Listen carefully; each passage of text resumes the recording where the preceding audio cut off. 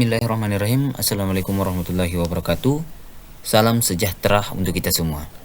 Alhamdulillah, pada kesempatan kali ini kita masih diberikan kesehatan dan kesempatan oleh Allah Subhanahu wa taala untuk dapat melaksanakan rutinitas kita sebagai makhluk sosial. Kemudian salawat dan salam kepada junjungan kita Nabiullah Muhammad SAW. Langsung saja, pada kesempatan kali ini kita akan membahas tentang distribusi tenaga listrik. Tetapi sebelumnya saya akan memperkenalkan diri. Nama saya adalah Rizwandi, mahasiswa dari Universitas Negeri Makassar, dan pada kali ini akan memaparkan tentang jenis-jenis peralatan distribusi. Baiklah, langsung saja kita melangkah pada subjudul, yaitu mengenai peralatan distribusi, yang dimana pada peralatan distribusi ini terbagi menjadi dua bagian, yaitu yang pertama peralatan distribusi primer dan peralatan distribusi sekunder. Tetapi dalam hal ini saya akan memaparkan secara umum tentang apa itu peralatan distribusi primer dan peralatan distribusi sekunder. Dan untuk lebih jelasnya, langsung saja kita masuk pada peralatan distribusi yang pertama, yaitu tiang.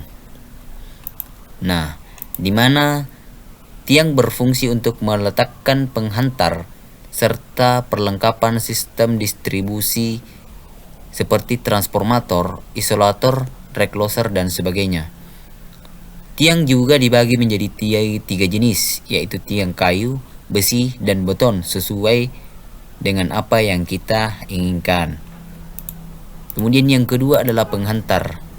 Nah, ini adalah gambar penghantar yang paling banyak digunakan dalam kehidupan sehari-hari, di mana berfungsi sebagai penyalur arus listrik dari trafo daya pada gardu induk ke konsumen. Kebanyakan penghantar yang digunakan pada sistem distribusi, begitu juga dengan beberapa kawat jaringan bawah tanah. Kemudian yang ketiga adalah kapasitor. Nah, kapasitor ini berfungsi untuk memperbesar faktor daya pada sistem penyaluran. Selanjutnya adalah recloser. Nah, recloser ini berfungsi untuk memutuskan saluran secara otomatis ketika terjadi gangguan dan akan segera menutup kembali beberapa waktu kemudian sesuai dengan setting waktunya. Biasanya alat ini disetting untuk 2 kali bekerja, yaitu 2 kali pemutusan dan 2 kali penyambungan. Kemudian selanjutnya adalah fuse, di mana fuse berfungsi untuk memutuskan saluran apabila terjadi gangguan beban lebih maupun adanya gangguan hubung singkat. Kemudian selanjutnya adalah PMT. Nah, PMT ini berfungsi untuk memutuskan saluran secara keseluruhan pada setiap output. Pemutusan dapat terjadi karena adanya gangguan, sehingga secara otomatis PMT akan membuka ataupun secara manual diputuskan karena adanya pemeliharaan jaringan. Kemudian yang ketujuh adalah transformator. Nah, ini adalah gambar salah satu transformator yang biasa digunakan, yang dimana secara umum berfungsi untuk menurunkan level tegangan sehingga sesuai dengan tegangan kerja yang kita inginkan. Kemudian selanjutnya adalah isolator. Isolator ini berfungsi untuk melindungi kebocoran arus dari penghantar ke tiang ataupun ke penghantar lainnya. Kemudian selanjutnya adalah MCB. MCB adalah salah satu komponen listrik yang memiliki peran yang sangat penting. MCB ini berfungsi sebagai sistem proteksi di dalam instalasi listrik jika terjadi beban berlebih serta hubung singkat arus listrik ataupun korsleting. Kemudian selanjutnya adalah KWH, di mana KWH atau fungsi KWH meter pada instalasi listrik adalah untuk menghitung pemakaian listrik para konsumen PLN, yang dimana ada dua jenis KWH meter pada saat ini yang sering digunakan, yaitu jenis prabayar atau pulsa dan jenis pasca bayar yang biasa disebut dengan KWH meter konvensional. Kemudian selanjutnya adalah resistor. Nah, resistor ini atau disebut juga dengan hambatan adalah komponen elektronika pasif yang berfungsi untuk menghambat atau mengatur arus listrik dalam suatu rangkaian elektronika. Satuan nilai resistor atau hambatan ini adalah ohm. Nilai resistor biasanya diwakili dengan kode angka ataupun gelang warna yang terdapat di badan resistor.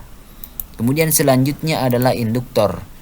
Induktor atau disebut juga dengan koil atau kumparan adalah komponen elektronika pasif yang berfungsi sebagai pengatur frekuensi. Nah, ini adalah gambar beberapa induktor yang dapat saya temukan. Dan untuk selanjutnya adalah dioda. Dioda adalah kumparan elektronika aktif yang berfungsi untuk menghantarkan arus listrik ke satu arah dan menghambat arus listrik dari arah sebaliknya. Dan di mana dioda ini terdiri dari dua elektroda, yaitu anoda dan katoda. Kemudian selanjutnya adalah transistor. Transistor ini merupakan komponen elektronika aktif yang memiliki banyak fungsi dan merupakan komponen yang memegang peranan yang sangat penting dalam dunia elektronik modern ini. Kemudian selanjutnya adalah integrated circuit. Integrated circuit adalah komponen elektronika aktif yang terdiri dari gabungan ratusan bahkan jutaan transistor, resistor dan komponen lainnya yang diintegrasi menjadi sebuah rangkaian elektronika dalam sebuah kemasan kecil. Bentuk integrated circuit juga bermacam-macam, mulai dari yang berkaki 3 hingga ratusan kaki. Kemudian yang selanjutnya adalah saklar. Nah, saklar ini tentunya tidak asing lagi di telinga kita karena kita sering melihat dan menyaksikan dalam kehidupan sehari-hari kita, yang dimana berfungsi sebagai komponen yang digunakan untuk menghubungkan atau memutuskan aliran listrik. Dalam rangkaian elektronika, saklar sering digunakan sebagai on atau off dalam peralatan elektronika. Kemudian selanjutnya adalah tristor. Nah, tristor ini adalah salah satu jenis komponen aktif yang banyak orang yang menggunakannya sebagai saklar elektronik. Tristor sering juga digunakan sebagai saklar elektronik pada rangkaian listrik yang bekerja dengan sumber tegangan AC. Kemudian selanjutnya adalah transducer.